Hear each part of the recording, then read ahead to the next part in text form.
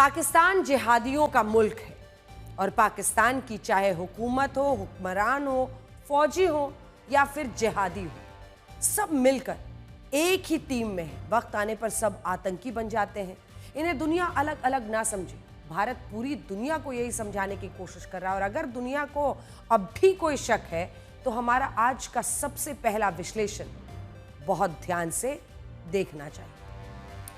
ये तो आपको पता ही है कि हाल के 4 दिन के युद्ध में भारत से बुरी तरह से पिटने के बाद पाकिस्तान जश्न मना रहा है ना। बड़ी अजीब सी बात कि पाकिस्तान हार का भी जश्न मना रहा है। पाकिस्तान अपनी बर्बादियों का जश्न मनाता चला गया, लेकिन पाकिस्तान है ही ऐसा। उसका पूरे मुल्क का निजाम इसी झूठ पर चलता है। और ऐसी ही हार के जश्न की एक रैली कल पाकिस्तान के पंजाब के कसूर जिले में हुई। इस रैली की बड़ी बात यह थी कि इसमें पाकिस्तान के बड़े बड़े आतंकवादी थे और ये आतंकी और पाकिस्तान के हुक्मरान एक ही मंच शेयर कर रहे थे। बहुत ध्यान से देखिएगा, पाकिस्तान में आतंकियों का और हुक्मरानों का गठबंधन कैसे हुआ। अब आपको ये बताते हैं, इस तस्वीर को देखिए, इसमें आपको कई आतंकी नेता एक साथ दिख रहे हैं। सबसे पहले आतंकियों की बात करते हैं तो इसमें आपको हाफिज सईद का जो बेटा है, ये देखिए, सबसे पहले जो हम आपको दिखा रहे हैं, एक बार फुल स्क्रीन जरा दिखा दीजिए। ये है तलहा सईद, ये बेटा है हाफिज सईद। हाफिज सईद का बेटा तलहा सईद और उसके साथ लश्कर का कमांडर और पहलगांव हमले का मास्टरमाइंड सैफुल्लाह कसूरी। अब ये फुल फ्रेम दिखा दीजिए। मास्टरमाइंड है ये पहलगांव हमले का और अब भी लोग सबूत मांग रहे हैं। इसके अलावा इसी रैली में लश्कर का संस्थापक आमिर हमजा भी था। अब जरा नेताओं को भी देखिए, वो भी जरा पहचान लीजिए। इसमें पाकिस्तान के, ये देखिए, पाकिस्तान के पंजाब प्रांत की असेंबली के स्पीकर मलिक मोहम्मद अहमद खान भी दिख रहे हैं। ये देखिए, ये स्पीकर है वहां पंजाब विधानसभा के। पहलगांव हमले के मास्टरमाइंड के साथ पंजाब विधानसभा का स्पीकर बैठा हुआ है। पाकिस्तान के केंद्रीय मंत्री मलिक रशीद अहमद खान भी मौजूद है। वाह। तो देखिए, एक पूरे गठबंधन की जो सरकार चल रही है वहां पर, वो शहबाज शरीफ और आतंकियों की मुनीर के साथ आतंकियों और पाकिस्तान के हुक्मरानों का कितना शानदार गठबंधन। फिर भी पाकिस्तान के नेता इतने कॉन्फिडेंस से कहते हैं कि उनका मुल्क आतंकवाद नहीं फैलाता बल्कि वो आतंकवाद के पीड़ित हैं। क्या जिसका पिता इतना बड़ा आतंकवादी हो, तलहा सईद, जिसे भारत पर एक नहीं अनेकों हमले करवाए, मुंबई का अटैक करवाया, जिस हाफिज सईद को अमेरिका, संयुक्त राष्ट्र, सबने, दोनों ने आतंकी घोषित किया है हाफिज सईद को, चाहे वो अमेरिका हो चाहे यूएन हो। उसके बेटे के साथ एक स्पीकर बैठा है, एक मंत्री बैठा है, जिसे खुद पाकिस्तान ने दिखाने के लिए ही सही जेल में बंद किया। क्या उसका बेटा जिहादी नहीं है? और ऐसे व्यक्ति के साथ पाकिस्तान के हुक्मरान मंच शेयर कर रहे हैं। तो पाकिस्तान के हुक्मरान हो या फिर पाकिस्तान की फौज, दोनों ही जिहादी मानसिकता के। पाकिस्तान के हुक्मरानों का आतंकियों से रिश्ता आपने देख लिया। कुछ दिन पहले ही जब भारत ने अपनी स्ट्राइक में पाकिस्तान के आतंकी मारे, तब पाकिस्तान की फौज इन आतंकियों के जनाजे में जा रही थी। बड़े बड़े आतंकी खुद उस वक्त भी यहां मौजूद थे, जो नमाजे जनाजा पढ़ा रही थी और खुद आर्मी चीफ इन मारे गए आतंकियों के ताबूत में गुलदस्ते फूल के भेज रहे थे। और अब आतंकियों के साथ पाकिस्तान के हुक्मरान हैं। बड़ी बात तो यह थी कि पाकिस्तान के कसूर में हुई कल आतंकियों की इस रैली में हुक्मरान पहले आए, वेट किया, फिर हुई एंट्री आतंकियों की। खास तौर पर हाफिज सईद का बेटा तलहा सईद वीवीआईपी है वहां का। आपको सुनाते हैं कि जब आतंकी हाफिज सईद के बेटे तलहा सईद की एंट्री हुई तो उस वक्त मंच पर पाकिस्तान के केंद्रीय मंत्री मलिक रशीद अहमद खान का भाषण चल रहा था। केंद्रीय मंत्री का भाषण बीच में रुकवा कर तलहा सईद की एंट्री का बाकायदा अनाउंसमेंट किया गया। हाफिज के आतंकी बेटे की एंट्री पर खूब नारेबाजी की गई। यह है पाकिस्तान की आतंकी हकीकत। हमने ये क्यों कहा कि पाकिस्तान की फौज और पाकिस्तान के आतंकी एक ही हैं?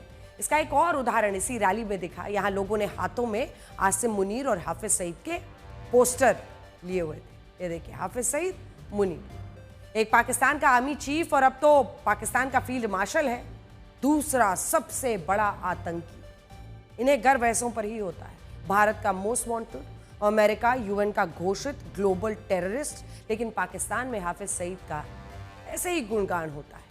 जब बेटा आता है तो मंत्री रुक जाते हैं, स्वागत ऐसा होता है। हाफिज सईद पाकिस्तान के आतंकियों के लिए हीरो है।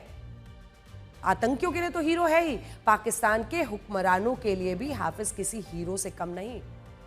पाकिस्तान के पंजाब सूबे की असेंबली का स्पीकर मलिक मोहम्मद अहमद खान खुलेआम इस रैली में स्वीकार कर रहा है कि हाफिज सईद से तो हमारे पारिवारिक ताल्लुकात हैं। बता रहा है कि उसके पिता और हाफिज सईद साथ ही रहे हैं। सोचिए, पाकिस्तान में ऐसे आतंकियों की सरकार चल रही है, ये पाकिस्तान में हुकूमत का हिस्सा है। अब तो ऐसा लगता है कि भारत के हमले के बाद जब पाकिस्तान में इस तरह की रैलियां हो रही हैं तो पाकिस्तान की हकीकत पूरी दुनिया को पता चल रही है। पहले जो छुप छुप कर पीछे पीछे चल रहा था, अब तो खुलेआम हो रहा है, क्योंकि अब आतंकी बड़े चिढ़े हुए हैं तो उनको पुचकारने की कोशिश हो रही है। क्योंकि उनके आतंकी ठिकानों को भारत ने तबाह किया तो उनको पुचकारने की एक पूरी साजिश चल रही है। अब ये देखिए कि कैसे पाकिस्तान की पंजाब असेंबली का स्पीकर हाफिज सईद और उसके बेटे तलहा सईद और दूसरे आतंकियों से अपने रिश्ते गिनवा रहा है। न सिर्फ रिश्ते स्वीकार कर रहा है बल्कि बड़े गर्व से बता रहा है।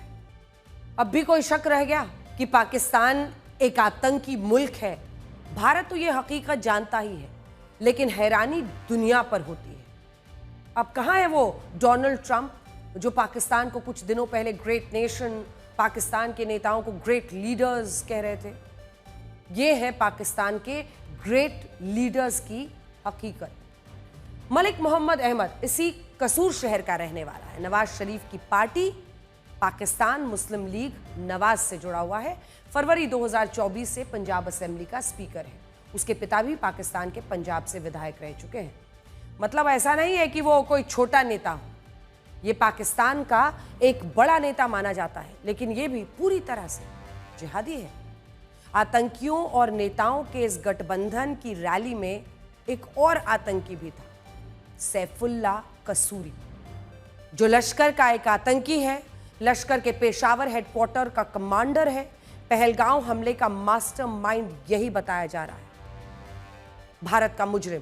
जैसे ही पहलगांव का हमला हुआ, यह अंडरग्राउंड हो गया था, लेकिन अब यह बिल से बाहर आया है। वो खुद ही स्वीकार कर रहा है कि उसे भारत की तरफ से पहलगांव हमले का मास्टरमाइंड बताया गया।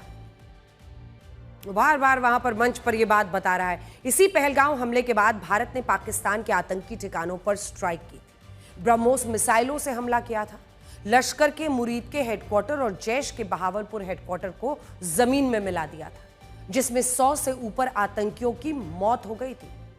भारत में अभी भी बहुत से सबूत मांगने वाले गैंग घूम रहे हैं। बहुत से पाकिस्तान के हमदर्द हैं। हालांकि पाकिस्तान खुद ही दुनिया भर में घूम घूम कर सबूत बता रहा है कि भारत ने बहुत मारा, और अब तो पाकिस्तान के आतंकी भी कह रहे हैं कि भारत की स्ट्राइक में उनके भाई मारे गए। लश्कर-ए-तैयबा का कमांडर सैफुल्लाह कसूरी ने कल ये स्वीकारा है कि उसके कई जानने वाले और अजीज आतंकियों की भारत के हमले में मौत हुई है। भारत की स्ट्राइक के बाद पाकिस्तान का आतंकी कैसे रो रहा है, ये सब सुने। अब समझ में आ रहा है कि किस तरह से आतंकी वहां पर मारे गए हैं और कैसे अब मातम वहां मनाया जा रहा है। लेकिन ये सब भाषणबाजी सिर्फ इसलिए है कि किसी तरह से इज्जत बची रहे, जिस तरह से भारत ने ठोका है। हम आपको बता चुके हैं कि पाकिस्तान के आतंकी नेता, जैसे आतंकियों और नेताओं की इस गठबंधन की रैली में हाफिज सईद का बेटा तलहा सईद भी मौजूद था।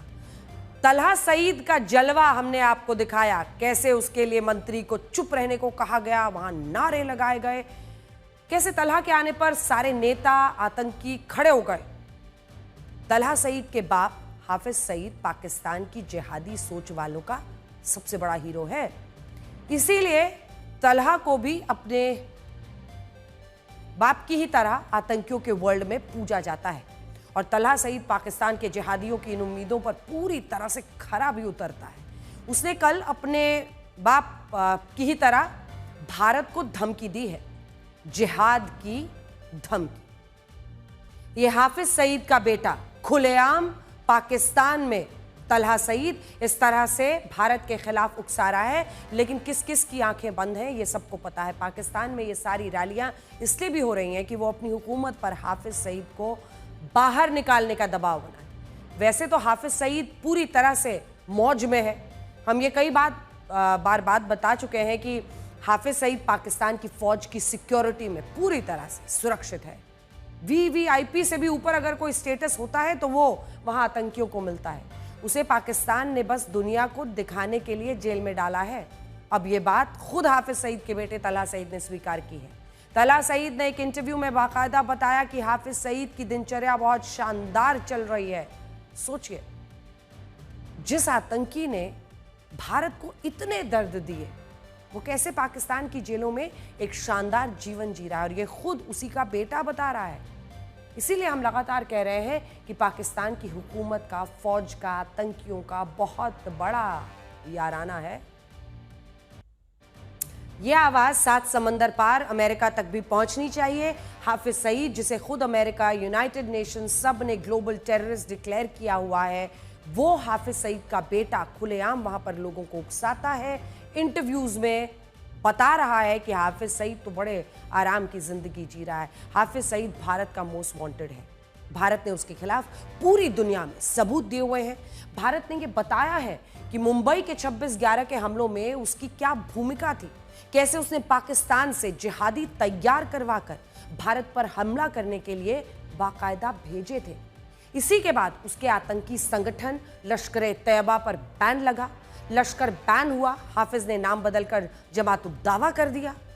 जमात-उद-दावा भी बैन हुआ तो हाफिज ने उसे राजनीतिक पार्टी में तब्दील कर दिया और उसे मरकजी मुस्लिम लीग बना दिया। लेकिन उसकी पार्टी में नेता नहीं, आतंकी है। भारत तो लगातार ये डिमांड करता ही रहा है कि पाकिस्तान हाफिज जैसे मोस्ट वांटेड को उसे सौंपे ताकि हम हाफिज का हिसाब कर सके। हाफिज का बेटा इसी कल्पना से कांप रहा है, तभी वो बार बार इन बातों की चर्चा, इसीलिए कह रहा है कि ऐसे सवाल ही मत पूछो। लेकिन भारत ने आज फिर से एक बात साफ कर दी है कि पाकिस्तान भारत के मोस्ट वांटेड को लेकर बात करे, पीओके को भारत को देने को लेकर बात करे, बाकी पाकिस्तान के साथ कोई बात इसके अलावा होगी ही नहीं। You are well aware of our position that any India-Pakistan engagement has to be bilateral. At the same time, we are clear that talks and terror don't go together. On terrorism itself, we are open to discussing the handing over to India of noted terrorists whose list was given to Pakistan some years ago. I would like to underline that any bilateral discussion on Jammu and Kashmir will only be on the vacation of illegally occupied Indian territory by Pakistan, and on the Indus Water Treaty, it will remain in abeyance until Pakistan credibly and irrevocably abjures its support for cross-border terrorism. Bharat के हमलों के बाद पाकिस्तान की सरकार, फौज, आतंकी बहुत ज़्यादा डर गए हैं। आतंकी संगठनों ने अपने जिहादियों की नई भर्ती शुरू कर दी है। एक तरफ वो इस तरह से जश्न मनाकर किसी तरह से हौसला अफजाई कर रहे हैं जो आतंकी मारे गए हैं उनके परिवार वालों की, तो दूसरी तरफ भर्ती शुरू। माना जा रहा है कि भारत की स्ट्राइक में मारे गए जैश और लश्कर के आतंकियों के खात्मे के बाद अब ये नई भर्ती हो रही है और इसीलिए पाकिस्तान के शहरों में घूम घूम कर भारत के खिलाफ माहौल बनाया जा रहा है। पाकिस्तान ये आतंकी संगठन नए जिहादी तैयार कर रहा है। जैश ए मोहम्मद ने फेसबुक, मतलब आप सोचिए एक ऐसा देश है, Facebook, Instagram, TikTok, x, WhatsApp पर नए पेजेस बना दिए हैं जिसमें लोगों को अपनी जिहादी विचारधारा से जोड़ा जा रहा है। लोगों से भारत के खिलाफ जिहाद की अपील की जा रही है। इसके अलावा लोगों से डोनेशंस भी मांगा जा रहा है। तो खैरात के पैसे पर अब खून का खेल खेलने की पूरी तैयारी है। जैश ए मोहम्मद की जिहाद के लिए हायरिंग का पहला सबूत आपको दिखाते हैं। 18 मई 2025 को व्हाट्सएप पर जैश की तरफ से हायरिंग का विज्ञापन दिखा। इसकी भाषा देखिए, उर्दू में है। हमने इसे आपके लिए हिंदी में ट्रांसलेट कर दिया है। इसमें लिखा है कि हमारे से जुड़ने का बहुत अच्छा मौका है। ये हजरत मौलाना मसूद अजहर के लिए कसम लेने का मौका है। जिहादी सफर की आपको दावत दी जाती है। सोचिए कैसे खुलेआम भर्ती चल रही है आतंकियों की। एक और सबूत, ये जैश-ए मोहम्मद से जुड़े हुए व्हाट्सएप चैनल पर भर्ती के लिए रिक्रूटमेंट गाइड की तस्वीर है। यानी भर्ती कैसे करनी है, उसमें क्या चाहिए, भर्ती का फॉर्म कैसे भरना है। भर्ती का फॉर्म भरना है, आतंकियों को इसमें इसकी डिटेलिंग दी गई है। बाकायदा आतंकियों के वीडियो मांगे गए हैं। भर्ती के 3 अलग अलग तरीके हैं। पहला है कॉमन SMS के जरिए, दूसरा है व्हाट्सएप के जरिए, तीसरा है टेलीग्राम के जरिए। अब हम आपको फेसबुक पर मौजूद वो प्रोपेगेंडा हैंडल्स दिखा रहे हैं जो सीधे जैश से जुड़े हुए हैं। यही फेसबुक के जरिए भविष्य के आतंकियों को तलाशने की फिराक में ये सब कुछ किया जा रहा है। ये भारत के लिए चिंता की बात है कि पाकिस्तान ने फिर से अपने आतंकियों की भर्ती शुरू कर दी है। बहुत से लोगों ने यही विचार व्यक्त किए थे कि पाकिस्तान तो आतंकी देश है ही, वहां कितने भी आतंकियों को मार दो उसे कोई फर्क नहीं पड़ेगा। वहां एक एक गली में कई 100 आतंकी घूम रहे हैं जो मरने मारने के लिए तैयार हैं।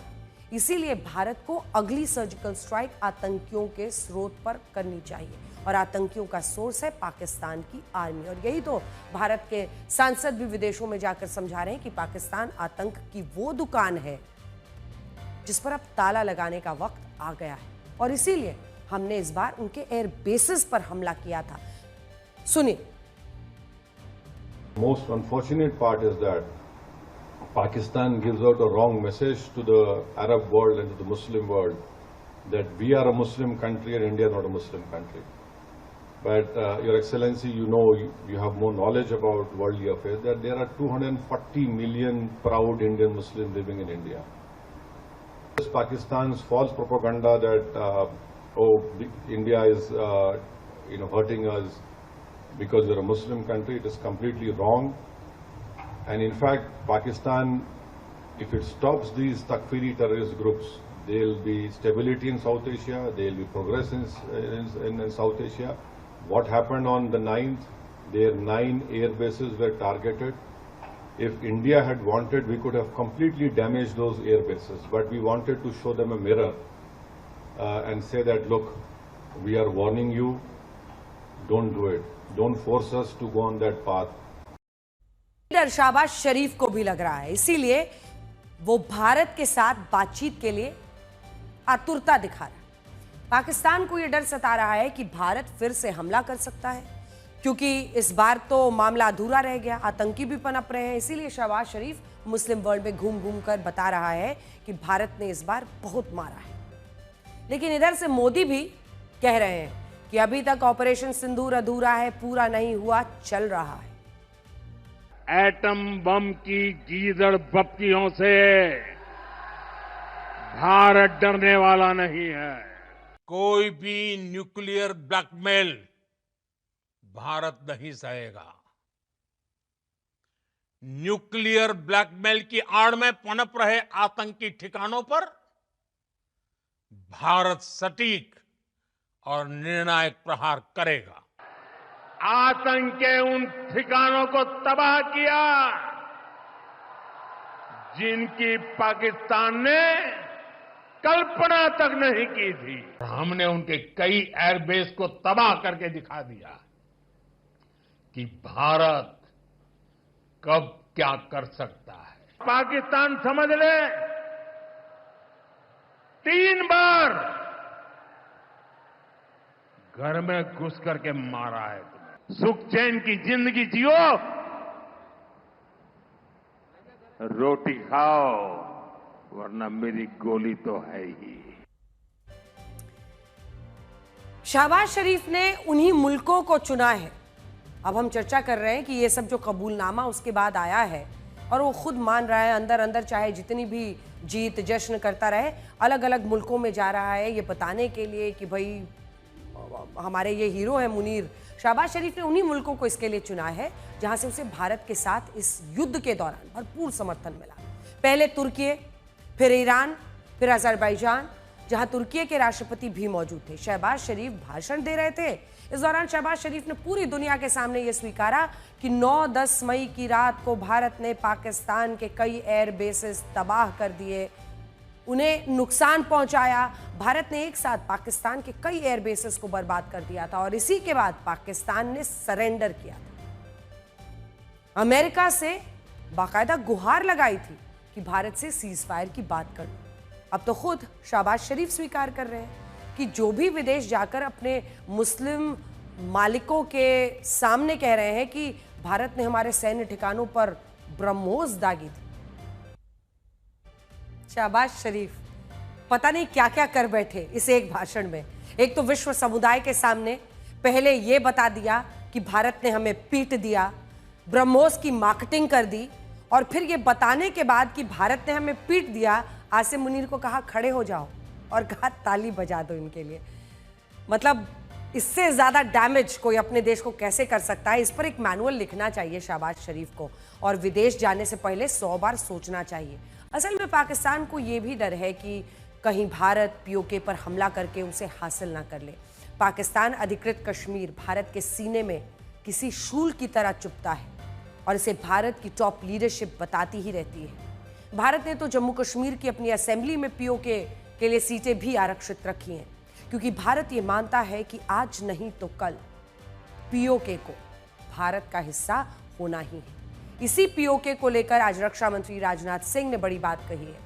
सरकार का यह भी मानना है कि पीओके को हासिल करने के लिए भारत को सेना नहीं भेजनी पड़ेगी, आवाज वहीं से उठेगी, और ऐसा ही हो रहा है। पीओके में पाकिस्तान के अत्याचारों से तंग आकर खुद वहीं के लोग आवाज उठा रहे हैं। वो पाकिस्तान के साथ अब नहीं रहना चाहते। पाकिस्तान पीओके के संसाधनों का जमकर दुरुपयोग करता है, बदले में उन्हें कोई सुविधा नहीं देता। सुविधा तो दूर, जरूरत की चीजें नहीं देता। उन्हें कहा था कि युद्ध की स्थिति हो सकती है, राशन इकट्ठा करो। जब उन्होंने इकट्ठा किया तो सेना ले गई उसे लूटकर पंजाब। और अब वो ये देखते हैं कि भारत के कश्मीर में तो अच्छा खासा विकास हो रहा है, तो फिर वहीं से ये आवाज उठती है कि पीओके को भारत में मिलाओ। भारत इंतजार कर रहा है पीओके का ये आंदोलन और बड़ा हो और फिर खुद वहां की आवाम पाकिस्तानी फौज के खिलाफ बगावत करते। आज रक्षा मंत्री राजनाथ सिंह ने भी पीओके को लेकर कहा कि वो वक्त दूर नहीं जब पीओके से ही भारत में शामिल होने की आवाज उठेगी। पाकिस्तान की फौज को भारतीय रक्षा मंत्री का ये बयान सुनना चाहिए। पाक ऑक्युपाइड कश्मीर के लोग वो हमारे अपने हैं, हमारे परिवार के हिस्सा हैं।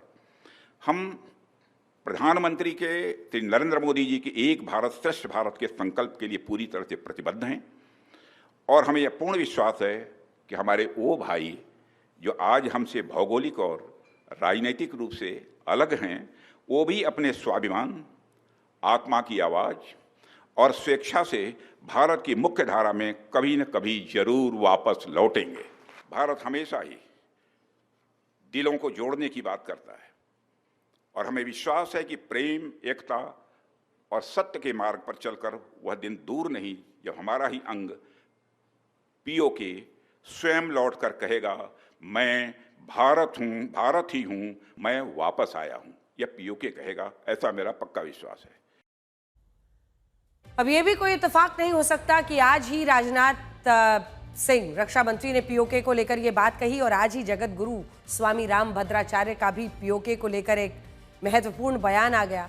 भारतीय सेना के प्रमुख जनरल उपेंद्र द्विवेदी ने बुधवार को अपनी पत्नी संग चित्रकूट में जगत गुरु रामभद्राचार्य का आशीर्वाद लिया। उसके बाद लेकिन इस दौरान जगत गुरु रामभद्राचार्य ने सेना प्रमुख को दीक्षा के साथ जीत का मंत्र भी दिया और गुरु दक्षिणा में पीओके भी मांग लिया। अब भारत की समृद्ध परंपरा में गुरु दक्षिणा में तो शिष्यों ने अपना अंगूठा भी दिया है और राजाओं ने अपने गुरुओं को अपना पूरा राजपाट भी दिया है। तो अब देशवासी यही उम्मीद कर रहे हैं कि army chief general Upendra Dwivedi अपने गुरु की इच्छा का सम्मान करेंगे, गुरु दक्षिणा में पीओके ला कर देंगे। पाक को कुछ संदेश क्या दूं पाक को? कुत्ते की पूंछ कभी सीधी होती क्या? उसे संदेश नहीं दूंगा।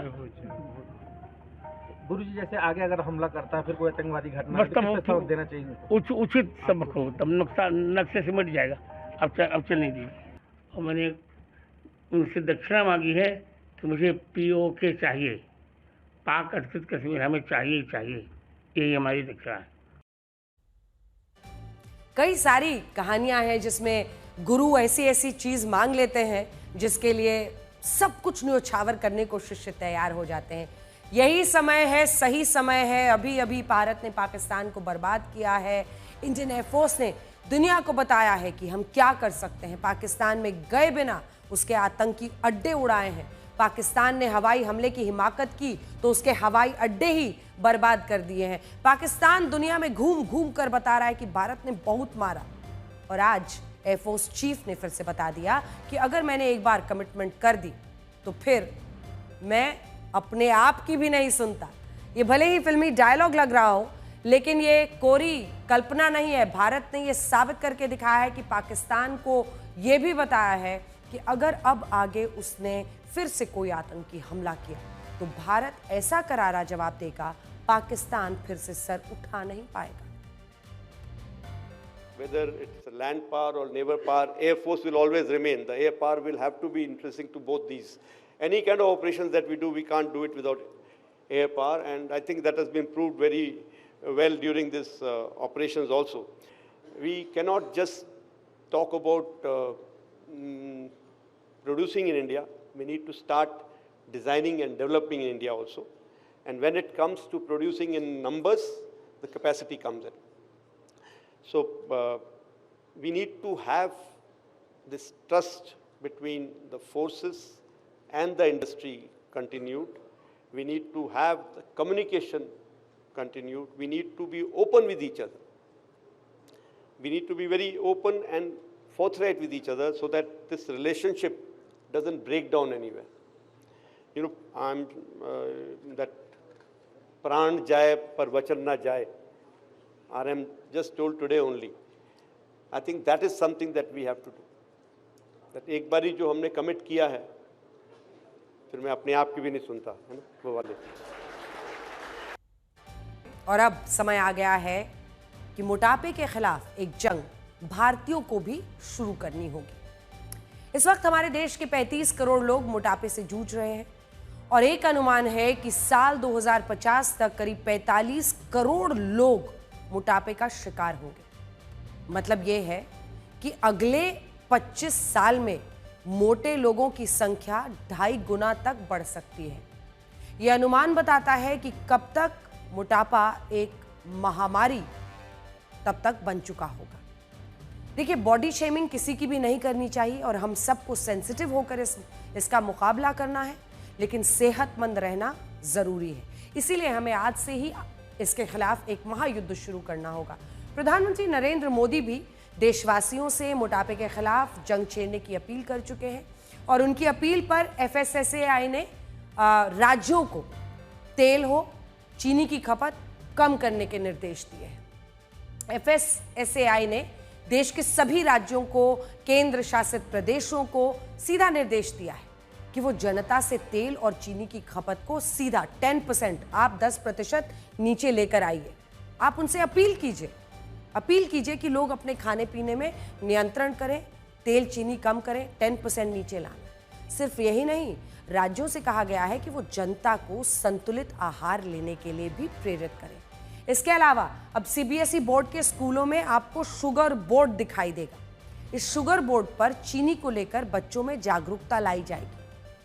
बच्चों को यह सिखाया जाएगा कि कितनी मात्रा में मीठी चीजें खाना सेहत के लिए ठीक होती है और बच्चों को यह भी सिखाया जाएगा कि ज्यादा चीनी उनकी सेहत के लिए क्यों हानिकारक है। बच्चों को कोल्ड ड्रिंक, मिठाई, चॉकलेट्स यानी जो मीठी चीजों हैं उनसे सेहत पर जो बुरा असर पड़ता है उसके बारे में बताया जाएगा। प्रधानमंत्री नरेंद्र मोदी ने तो मोटापे के खिलाफ जंग के 3 विजय मंत्र दिए थे। उनका पहला मंत्र है एक्सरसाइज। प्रधानमंत्री मोदी ने अपील की थी कि देश के हर व्यक्ति को रोजाना एक्सरसाइज यानी व्यायाम करना चाहिए, वर्कआउट कीजिए। दूसरा मंत्र है संतुलित आहार, बैलेंस्ड फूड। पीएम मोदी ने कहा था कि जिस तरह हमारे बुजुर्ग ताज़ी चीज़ें खाते थे, प्राकृतिक संतुलित आहार खाते थे, घर का भोजन खाते थे, वैसे ही हमें बैलेंस्ड फूड, बैलेंस डाइट करना चाहिए। तीसरा मंत्र, खाने के तेल में कटौती कीजिए। हमारे घरों में बनने वाली लगभग हर प्रकार की सब्जियों में घी तेल का इस्तेमाल होता है। प्रधानमंत्री मोदी ने अपील की थी कि हर व्यक्ति को खाद्य तेल के इस्तेमाल में लगभग 10% की कटौती करनी चाहिए। हम आपको प्रधानमंत्री मोदी की मोटापे के खिलाफ जो खान पान में बदलाव करने वाली अपील थी वो जरा सुनवाते। अपने खाने में अनहेल्दी फैट तेल को थोड़ा कम करें। अब जैसे हमारे सामान्य घरों में महीने की शुरुआत में राशन आता है, अब तक अगर आप हर महीने 2 लीटर खाने का तेल घर लाते थे तो इसमें कम से कम 10% की कटौती करिए। हम हर दिन जितना तेल यूज करते हैं उसको 10% कम करें। ये ओबेसिटी से बचने के कुछ रास्ते हमें खोजने पड़ेंगे और ये सब करना वाकई जरूरी है। प्रधानमंत्री मोदी की अपील और एफएसएसएआई के प्रयास कामयाब होंगे या नहीं, ये सोचने वाली बात है, क्योंकि भारतीयों के दिन की शुरुआत ही तेल से तले हुए नाश्ते से कई बार होती है। आजकल सुबह का पसंदीदा नाश्ता ही पूरी कचौरी है। समोसा, ब्रेड पकौड़े, जलेबी, पराठे, छोले भटूरे। रात का टाइम है, ये सब खाने की सोचिएगा भी मत सुनने के बाद या देखने के बाद। ये ऐसे पकवान हैं जिन्हें बनाने में काफ़ी मात्रा में तेल का इस्तेमाल किया जाता है। सोचिए सब खाने वाले भारतीय आखिर वजन को कैसे नियंत्रित कर पाएंगे। एक अनुमान के मुताबिक भारत के लोग एक वर्ष में, ध्यान से सुनिए, 21,000 करोड़ समोसे खा जाते हैं। 21,000 करोड़ समोसे 365 दिन में। यही नहीं, वो हर साल 35,000 करोड़ पराठे, 5,600 करोड़ प्लेट छोले भटूरे, 14,000 करोड़ कचौड़ियाँ और 10,000 करोड़ ब्रेड पकौड़े खा जाते हैं। ये सारा का सारा नाश्ता भरपूर तेल में तल कर बनाया जाता है। ये आप देख ही रहे हैं, जैसे तेल के समुद्र में ये लोग डुबकियां लगा रहे हैं। समोसे हों, कचौड़ियाँ हों, केवल एक वक्त के नाश्ते में आप कई दिनों का खाद्य तेल कंज्यूम कर लेते हैं। 25 साल के दौरान भारत में खाद्य तेल की खपत बहुत तेजी से बढ़ी है। 94-95 में एक व्यक्ति साल भर में 7 किलो तेल खाता था, उसकी हर दिन की खपत 20 ग्राम थी। लेकिन अब एक भारतीय साल में 20 किलो से ज्यादा तेल खा लेता है, यानी हर दिन की खपत 55 ग्राम तक हो गई है। तेल की खपत बढ़ने से देश में मोटे लोगों की संख्या लगातार रफ्तार से बढ़ रही है। 1990 में 3 करोड़ भारतीय मोटापे से परेशान थे, लेकिन 24 आते आते 35 करोड़ तक ये संख्या पहुंच गई है। इसी वजह से मोटापे के खिलाफ जंग में तेल की कटौती एक बड़ा हथियार है। प्रधानमंत्री मोदी भी खान पान में तेल की 10% कमी करने पर जोर देते हैं। सोचिए, भारत के लोग रोजाना 55 ग्राम तेल खा जाते हैं, जबकि Indian council of medical research कहता है कि लोगों को एक दिन में 30 ग्राम से ज्यादा तेल नहीं खाना चाहिए। हम 55 ग्राम खा रहे हैं। इसी हिसाब से देखा जाए तो साल भर में ये मात्रा करीब 12 किलो होती है, यानी एक महीने में 1 किलो तेल। लेकिन आज एक व्यक्ति सालाना औसतन 20 किलो तेल खा रहा है एक की जगह। इसी वजह से वो मोटापे में ग्रस्त हो रहा है। भारतीय को तेल में तला हुआ भोजन इतना पसंद है कि कई हमारी जो पारंपरिक ऐसे खाने हैं वो तेल में तले जाते हैं। और तेल के हम सबसे बड़े, भारत खाद्य तेलों का सबसे बड़ा आयातक है, इंपोर्टर है। यानी हम सबसे ज्यादा तेल खाने वाले देश ही नहीं बल्कि खरीदने वाले देश भी। हम Indonesia, Malaysia, Argentina, Brazil, Russia, Ukraine से खाद्य तेल का 55 से 60% हिस्सा खरीदते हैं। अब ये सोचने वाली बात है कि खाद्य तेल से प्रेम करने वाले भारतीय क्या मोटापे से छुटकारा पाने के लिए 10% की कटौती कर पाएंगे? ये सवाल भी है और चुनौती भी। भारत के लोग केवल खाने के तेल से ही प्यार नहीं करते, बल्कि हमारे लोगों को मीठी चीजें बहुत पसंद है। और जो लोग खूब मिठाई खाते हैं, एक मिठाई पर नहीं रुकते, वो ध्यान से सुनिए, खुशी के हर मौके पर कुछ मीठा हो जाए। बोलने वाले भारतीय क्या शुगर पर कंट्रोल कर पाएंगे? ये भी एक बहुत बड़ा चैलेंज है। सवाल इससे बड़ा है क्योंकि मोटापा का एक बड़ा कारण शुगर है, लेकिन समस्या केवल मोटापा नहीं, डायबिटीज भी है, बीमारी है। और उसकी मुख्य वजह कई सारी अन्य कारण भी होते हैं, जिसमें आपकी जेनेटिक कारण होते हैं, प्रेशर, टेंशन होता है, लेकिन चीनी का भी एक बड़ी वजह मानी जाती है। एक अनुमान है कि दुनिया के 25% डायबिटीज के मरीज भारत में हैं। मेडिकल जर्नल लैंसेट की एक रिपोर्ट के मुताबिक नवंबर 2024 तक दुनिया में 82 करोड़ 80 लाख डायबिटीज के मरीज थे, जिनमें केवल भारत में ही 21 करोड़ थे, 21 करोड़ 20 लाख। इसके अलावा 14 करोड़ 80 लाख डायबिटीज पेशेंट चीन में थे। तो इसमें आप समझ सकते हैं कि चीनी की जो अधिक इस्तेमाल करने के लिए वाले देश हैं उनके लिए कितना बड़ा खतरा है। WHO कहता है कि बच्चे और महिलाएं अगर दिन में 25 ग्राम चीनी या मीठी चीज़ें खाएं तो उनकी सेहत पर बुरा असर नहीं पड़ेगा। ठीक ऐसे ही अगर पुरुष अधिकतम 36 ग्राम तक शुगर खा लें तो असर नहीं पड़ेगा, लेकिन बुरा असर नहीं पड़ेगा। लेकिन इससे ज़्यादा मात्रा में मीठी चीज़ें खाना मोटापा, टाइप 2 डायबिटीज़, दिल से संबंधित बीमारियों का खतरा पैदा कर सकती है। इसीलिए तेल के साथ साथ ज़रूरी है कि हम चीनी की खपत पर भी ध्यान दें। आपको एक बात बताना चाहते हैं, सवाल यह है कि कम तेल कम चीनी वाला संतुलित आहार क्या होता है? संतुलित भोजन क्या है?